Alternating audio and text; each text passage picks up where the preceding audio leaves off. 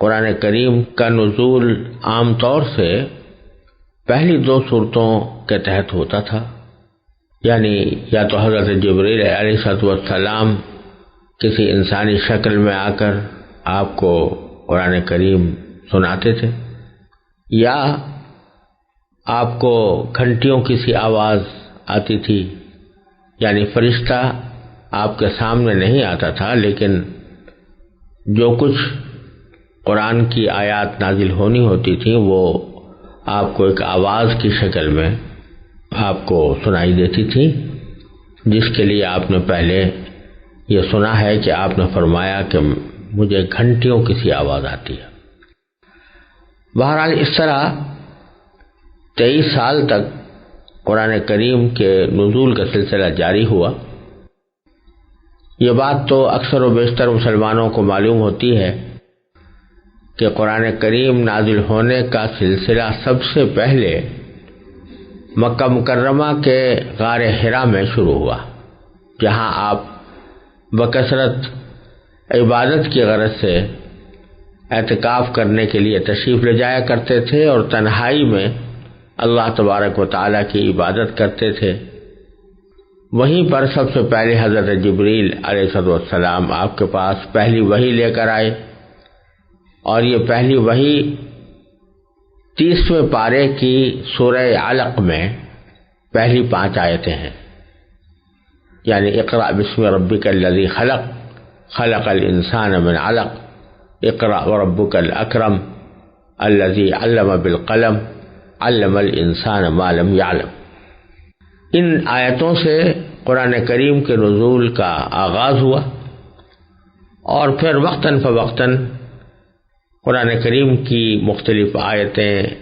اور بعض اوقات پوری صورتیں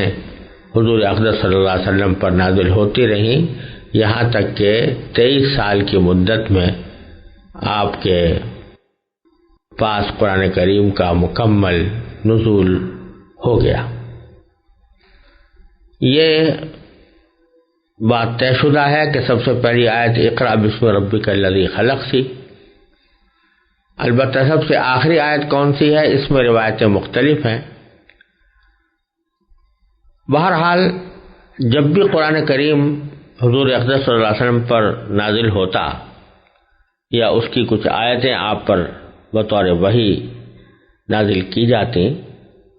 تو اس وقت آپ صحابہ کرام میں سے کسی کو بلوا کر اس کو ضبط تحریر میں لے آتے تھے۔ یہ تو ہر مسلمان کو معلوم ہے کہ نبی کریم سرور عالم صلی اللہ علیہ وسلم امی تھے،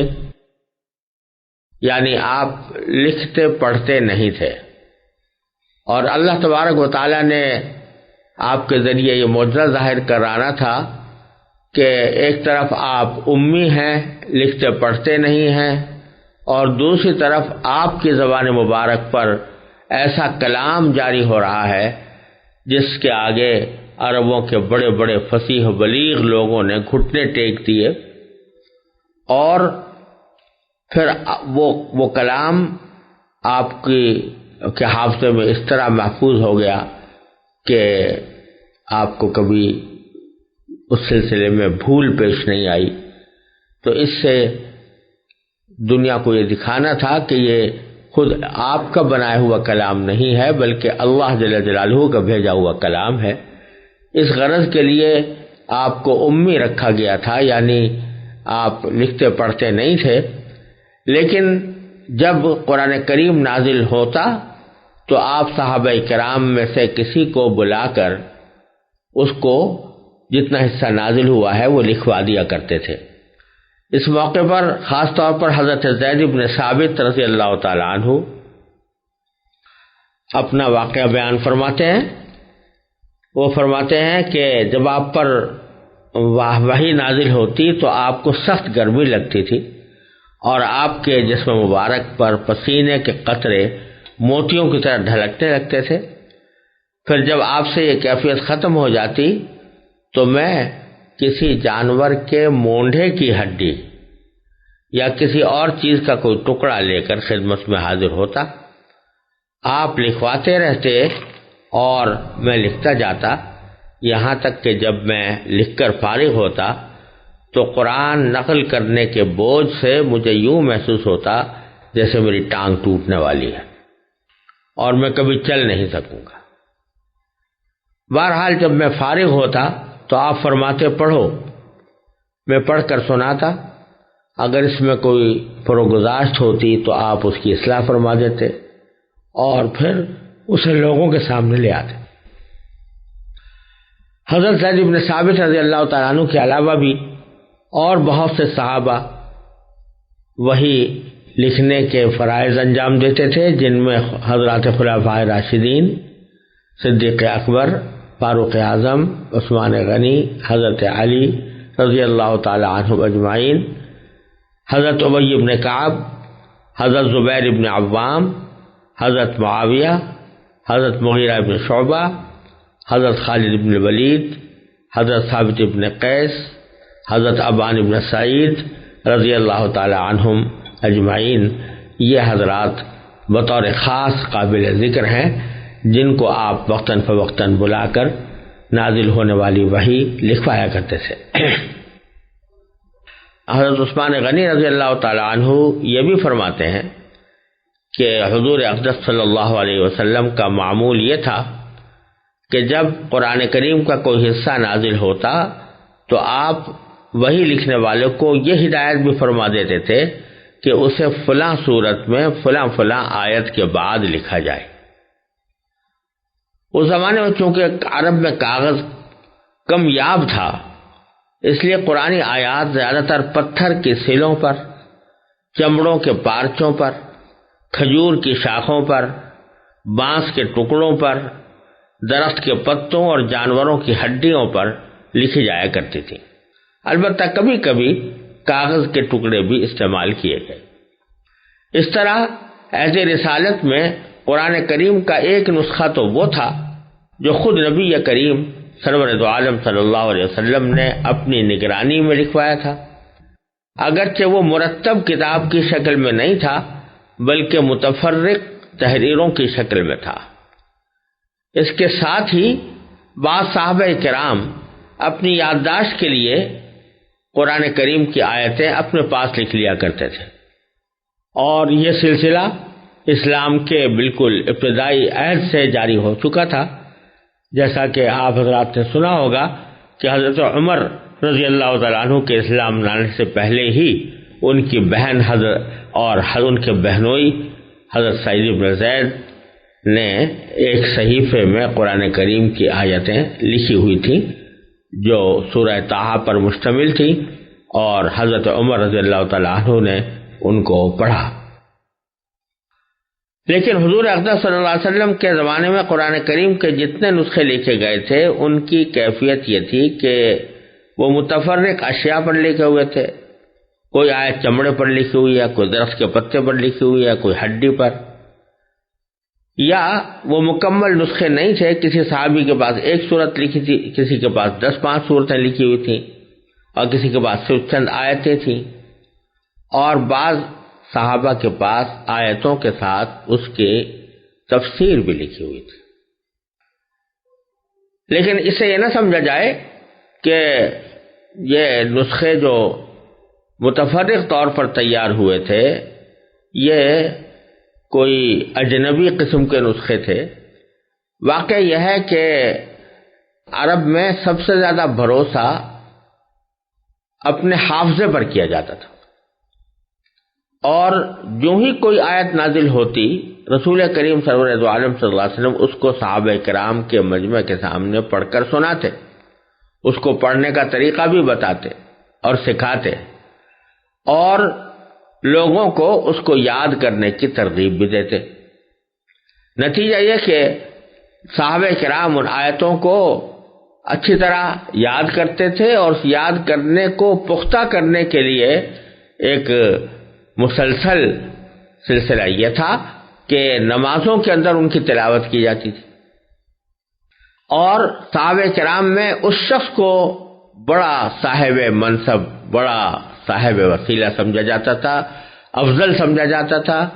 جو جتنا زیادہ قرآن کریم اس کو یاد ہو اتنا ہی اس کو اپنے معاشرے میں فضیلت حاصل ہوتی تھی، لہذا صحابہ کرام ایک دوسرے سے بڑھ چڑھ کر قرآن کریم کو یاد کرنے اور اس کو محفوظ کرنے کی فکر میں رہتے تھے، یہاں تک کہ جب کوئی شخص ہجرت کر کے مکہ مکرمہ سے مدینہ طیبہ آتا تو آپ اسے انصاریوں میں سے کسی کے حوالے فرما دیتے تاکہ وہ اسے قرآن سکھائے، اور مسجد نبوی میں قرآن سیکھنے سکھانے والوں کی آوازوں کا اتنا شور ہونے لگا تھا کہ رسول اللہ صلی اللہ علیہ وسلم کو یہ تاکید فرمانا پڑی کہ اپنی آوازیں پست کرو تاکہ کوئی مغالطہ پیش نہ آئے۔ اس طرح صحابہ کرام نبی کریم صلی اللہ علیہ وسلم سے قرآن کریم کے الفاظ کو بھی پڑھتے تھے، اس کے معانی بھی سیکھتے تھے، اس پر عمل کرنے کا طریقہ بھی سیکھتے تھے، اور اس طرح صحابہ کرام میں بہت بڑی جماعت ایسے حضرات کی تھی جو پورے قرآن کے حافظ تھے، لہذا ایک طرف قرآن کریم حافظوں میں محفوظ تھا اور دوسری طرف حضور اقدس صلی اللہ علیہ وسلم کی لکھوائی ہوئی آیتیں ایک متفرق نسخے کی شکل میں موجود تھی۔ بہت سے صحابہ کرام کے پاس خود ان کے اپنے مجموعے لکھے ہوئے موجود تھے، لیکن جب نبی کریم سرورد عالم صلی اللہ علیہ وسلم کا وصال ہوا تو حضرت صدیق اکبر رضی اللہ تعالیٰ عنہ نے اپنے عہد خلافت میں یہ ضروری سمجھا کہ قرآن کریم کے ان منتشر حصوں کو یکجا کر کے محفوظ کر دیا جائے، ایک کتابی شکل میں محفوظ کر دیا جائے۔ انہوں نے یہ کارنامہ جن محرکات کے تحت اور جس طرح انجام دیا اس کی تفصیل حضرت زید بن ثابت رضی اللہ تعالیٰ عنہ نے ایک مفصل حدیث میں بیان فرمائی ہے، اور جس کا خلاصہ یہ ہے کہ حضرت صدیق اکبر رضی اللہ تعالیٰ عنہ نے حضرت زید بن ثابت کو بلا کر انہیں یہ فریضہ سونپا کہ جہاں جہاں قرآن کریم لکھا ہوا ہے ان کی آیتوں کو تلاش کر کے ان کو ایک مسلسل نسخے کی شکل میں کاغذ کے اوپر لکھ کر ایک مسلسل نسخے کی شکل بناؤ تاکہ وہ ایک مکمل کتابی صورت میں محفوظ ہو جائے۔ حضرت زید بن ثابت فرماتے ہیں کہ خدا کی قسم اگر یہ حضرات مجھے کوئی پہاڑ ڈھونے کا حکم دیتے تو مجھ پر اس کا اتنا بوجھ نہ ہوتا جتنا اس کام کا ہوا۔ بالآخر انہوں نے یہ کارنامہ انجام دینا شروع کیا، اور اس کی جو تفصیل روایات میں آئی ہے وہ یہ تھی کہ ان کا طریقہ کار یہ تھا کہ وہ خود حافظ قرآن تھے، لہذا وہ اپنی یادداشت سے پورا قرآن لکھ سکتے تھے۔ ان کے علاوہ بھی بہت سے الفاظ اس وقت موجود تھے، ان کی ایک جماعت بنا کر بھی قرآن کریم لکھا جا سکتا تھا۔ نیز قرآن کریم کے جو نسخے حضور اقدس صلی اللہ علیہ وسلم کے زمانے میں لکھے گئے تھے، حضرت زید ان سے بھی قرآن کریم نقل فرما سکتے تھے، لیکن انہوں نے احتیاط کے پیش نظر صرف کسی ایک طریقے پر بس نہیں کیا، بلکہ ان تمام ذرائع سے بیک وقت کام لے کر اس وقت تک کوئی آیت اپنے صحیفے میں درج نہیں فرمائی جب تک اس کے متواتر ہونے کی تحریری اور زبانی شہادتیں نہیں مل گئی۔ اس کے علاوہ نبی کریم صلی اللہ علیہ وسلم نے قرآن کریم کی جو آیات اپنی نگرانی میں لکھوائی تھیں وہ مختلف صحابہ کے پاس محفوظ تھی۔ حضرت زید نے انہیں یکجا فرمایا تاکہ نیا نسخہ ان سے ہی نقل کیا جائے۔ چنانچہ یہ اعلان عام کر دیا گیا کہ جس شخص کے پاس قرآن کریم کی جتنی آیات لکھی ہوئی موجود ہوں وہ حضرت زید کے پاس لے آئے، اور جب کوئی شخص ان کے پاس قرآن کریم کی کوئی لکھی ہوئی آیت لے کر آتا تو وہ 4 طریقوں سے اس کی تصدیق کرتے تھے۔ سب سے پہلے اپنی یادداشت سے اس کی توثیق کرتے، پھر حضرت عمر بھی حافظ قرآن تھے، اور روایات سے ثابت ہے کہ حضرت ابو بکر نے ان کو بھی اس کام میں حضرت زید کے ساتھ لگا دیا تھا، اور جب کوئی شخص کوئی آیت لے کر آتا تو حضرت زید اور حضرت عمر دونوں مشترک طور پر اسے وصول کرتے تھے۔ پھر کوئی لکھی ہوئی آیت اس وقت تک قبول نہیں کی جاتی تھی جب تک دو قابل اعتبار گواہوں نے اس بات کی گواہی نہ دی ہو کہ یہ آیت نبی کریم صلی اللہ علیہ وسلم کے سامنے لکھی گئی تھی۔ پھر اس کے بعد ان لکھی ہوئی آیتوں کا ان مجموعے کے ساتھ مقابلہ کیا جاتا تھا جو مختلف صحابہ کرام نے تیار کر رکھے تھے۔ اس طرح یہ قرآن کریم کا پہلا نسخہ حضرت صدیق اکبر رضی اللہ عنہ کے عہد مبارک میں پہلا مکمل نسخہ جو کاغذ پر لکھا ہوا تھا تیار ہوا، اور اس کا فائدہ یہ ہوا کہ یہ ایک ایسا ماخذ اور مرجع بن گیا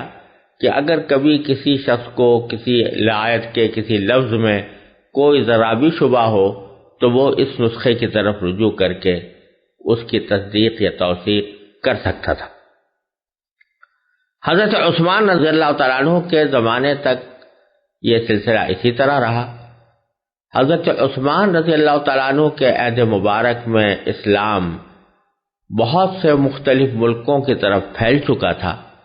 شام کے بہت سے علاقے فتح ہو چکے تھے، ایران کے بہت سے علاقوں میں اسلام پہنچ چکا تھا، اور وہاں لوگ قرآن کریم اپنے حافظے سے پڑھتے اور پڑھاتے چلے آ رہے تھے۔ حضرت عثمان رضی اللہ تعالیٰ عنہ کو یہ اندیشہ لاحق ہوا کہ اگر ان کے سامنے کوئی تحریری نسخہ نہ ہوا تو کہیں ایسا نہ ہو کہ ان کے درمیان قرآن کریم کے بارے میں کوئی اختلافات پیدا ہونے لگے، لہذا حضرت عثمان رضی اللہ تعالیٰ عنہ نے یہ چاہا کہ جس طرح ایک نسخہ حضرت صدیق اکبر رضی اللہ تعالیٰ عنہ کے زمانے میں تیار کیا گیا تھا، ویسے ہی 7 نسخے تیار کر کے عالم اسلام کے مختلف خطوں میں بھیج دیے جائیں، جو ہر خطے کے اندر ایک مرجع اور باخذ کی حیثیت اختیار کریں، اور لوگ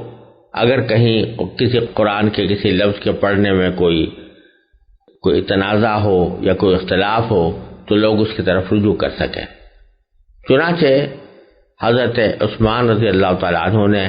حضرت زید بن ثابت رضی اللہ تعالیٰ عنہ کو دوبارہ بلایا اور فرمایا کہ اب وہی کام جو آپ نے حضرت صدیق اکبر کے زمانے میں کیا تھا، اب اسی قسم کا ایک کام یہ ہے کہ آپ 7 ایسے نسخے تیار کریں جس میں سارا قرآن کریم جمع ہو، اور اس میں اس کے جو مختلف پڑھنے کے طریقے ہیں ان سب میں یکسانیت پیدا کر دی جائے، تحریر کے طریقوں میں بھی یکسانیت پیدا کر دی جائے۔ یعنی پہلے ایسا ہوتا تھا کہ کسی شخص نے قرآن کی کوئی آیت کسی ایک رسم الخط میں لکھی، کسی نے دوسرے رسم الخط میں لکھی، لیکن حضرت عثمان رضی اللہ تعالیٰ عنہ نے فرمایا کہ اب صرف ایک رسم الخط میں قرآن کریم لکھا جائے گا، اور وہ جو قریش کا رسم الخط ہے۔ چنانچہ اس رسم الخط کے مطابق 7 نسخے تیار کیے گئے، اور 7 نسخوں کو عالم اسلام کے مختلف خطوں کے اندر بھیج دیا گیا، اور کہا جاتا ہے کہ ان میں سے ایک مکہ مکرمہ میں، ایک شام میں، ایک یمن میں، ایک بحرین میں، ایک بصرہ میں، اور ایک کوفہ میں بھیج دیا گیا تھا، اور ایک نسخہ مدینہ طیبہ میں محفوظ رکھا گیا۔ اس طرح یہ 7 نسخے مختلف دنیا کے حصوں میں پہنچے، اور پھر وہاں سے رفتہ رفتہ نقل ہو کر پھر ساری دنیا کے اندر پھیلے۔ اور یہ بات ایک مرتبہ پھر واضح کر دینی ضروری ہے کہ یہ نسخے تو در حقیقت ایک مزید توثیق اور تائید کے لیے تیار کیے گئے تھے، ورنہ قرآن کریم کو حفظ کرنے کا سلسلہ نبی کریم سرور دو عالم صلی اللہ علیہ وسلم کے عہد مبارک سے چلا آتا تھا، حضرات صحابہ کرام میں بھی جاری رہا، یہاں تک کہ چھوٹے چھوٹے بچے پورا قرآن حفظ کر لیتے تھے، اور اس بات کا کوئی احتمال بھی باقی نہیں تھا کہ قرآن کریم کے اندر کوئی معاذ اللہ ادنیٰ تبدیلی بھی ہو سکے۔ وآخر دعوانا الحمدللہ رب العالمین۔